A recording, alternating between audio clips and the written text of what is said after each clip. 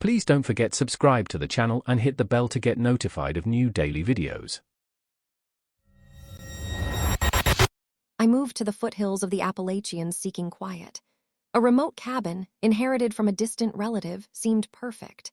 No internet, spotty cell service, just me, my sketchbooks, and the vast, ancient woods. My friend, Jesse Carney, an old college buddy, decided to join me for a few weeks to escape their own urban grind.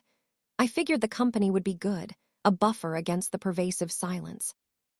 Jesse, always more adventurous than I, spent most of the first week exploring the property.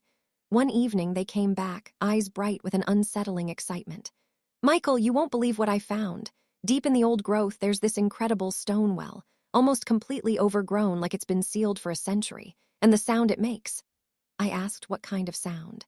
Jesse described it as a harmonic hum, a subtle symphony, almost like forgotten music. I laughed it off, suggesting it was probably just wind whistling through an old pipe. But Jesse was insistent, and I knew that glint in their eye, the one that meant a new obsession had taken root. That was the beginning. Jesse started spending hours by that well. At first, it was just curiosity. Then it became an almost ritualistic pilgrimage. They'd leave at dawn, not returning until dusk, their clothes smudged with dirt, their hair matted with leaves. They stopped eating much, barely sleeping. I noticed the changes quickly. Jesse's usually vibrant skin grew pale and translucent, deep purple bags bloomed under their eyes, and their frame seemed to shrink, as if being slowly hollowed out. When Jesse did speak, it was rarely about anything mundane. They'd talk in abstract terms about resonant frequencies, the Earth's ancient song, and truths whispered from the bedrock. They'd stare off into the middle distance, describing intricate patterns of light and sound that to me were invisible and inaudible. "It's a symphony, Michael," Jesse would murmur, eyes unfocused. "A language older than stars. It's trying to tune us, you see, to something greater." I tried to reason with them, tried to pull them back. I called Maureen Sutherland, another mutual friend from college, describing Jesse's alarming behavior. Maureen suggested I get Jesse help, mentioning potential stress-induced psychosis. I tried to schedule an appointment with a local doctor, but Jesse refused, their gaze hardening. "They wouldn't understand, Michael. Their ears are deaf, their minds untuned." Jesse began sketching, not the vibrant landscapes they usually did, but disturbing geometric designs that pulsed with an unsettling energy. They resembled abstract circuit boards or magnified sound waves, crisscrossed with symbols I couldn't comprehend. Each drawing was annotated with frantic, almost calligraphic notes about tuning, resonance, and the great unraveling. They guarded these journals fiercely, always keeping them close. One night I woke to a low, guttural murmur coming from the living room. I crept out of my bedroom. Jesse was sitting cross-legged on the floor, facing the darkened window, whispering to the night. It wasn't English. It sounded like a language of clicks, hisses, and deep, vibrating hums, occasionally punctuated by words like symphony and listen. I felt a cold dread settle in my stomach. This wasn't Jesse anymore. This was something else, speaking through them. The turning point came when I found Jesse's most recent journal, left open on the kitchen table, a rare oversight. The pages were a chaotic mess of those intricate symbols and increasingly incoherent ramblings. One passage, scrawled in a shaky hand, stood out. "He must hear it. He must resonate. The core frequency demands it. Michael, you'll understand, you'll join the choir." My blood ran cold. Jesse wanted me to join. I heard the front door open and close. Jesse was back from their vigil at the well. I quickly hid the journal, my heart pounding. Jesse walked in, looking more like a wraith than my friend. Their eyes, once warm and lively, were now wide and obsidian black, reflecting nothing. A thin, sickly smile stretched across their gaunt face.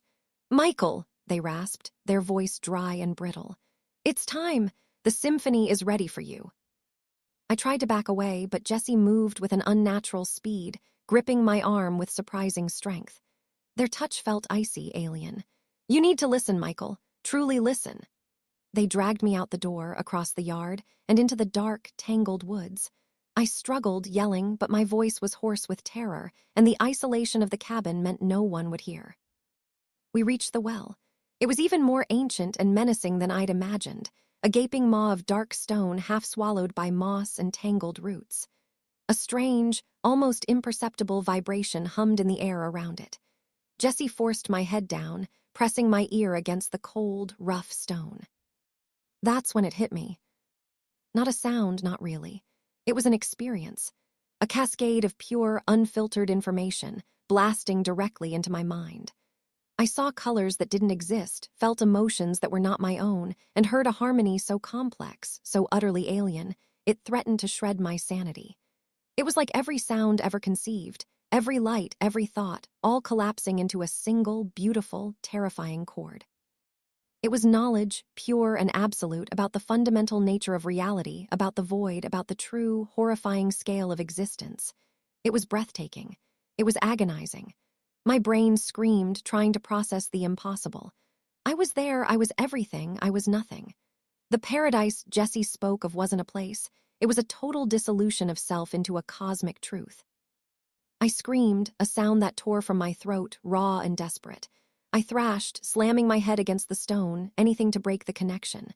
Jessie was murmuring, "Yes, Michael, let it in, feel it." But I fought, clawing at their hands, kicking. Finally, with a desperate surge of adrenaline, I broke free, stumbling backward, gasping for air. Jessie staggered, clutching their head, their face contorted in pain and confusion. Their eyes darted around, losing that obsidian intensity, replaced by a flicker of the old Jessie, bewildered and lost.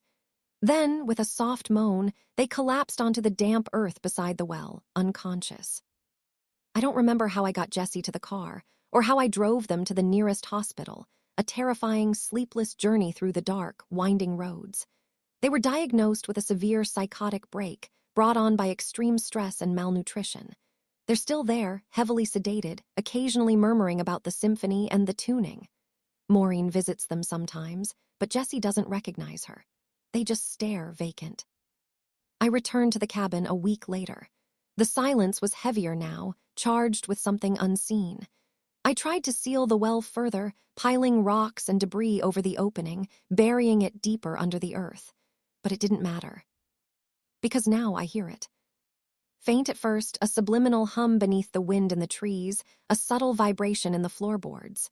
Then, clearer, a perfect, impossible note, an echo of that terrible, beautiful symphony. My ears are open now, my mind partially tuned. I feel the pull, the insidious desire to understand more, to complete the connection. I know what's happening. I know what's waiting. And sometimes, late at night, I find myself sketching those strange, geometric patterns, my hand moving on its own. I've started taking long walks in the woods again, drawn like a moth to a flame. The well is still there, waiting, and I'm afraid I'm going back to listen. The silence here is a lie. The earth breathes, and sometimes it sings. If you enjoyed this video, please hit the thumbs up button to like it. And please do subscribe to support the channel.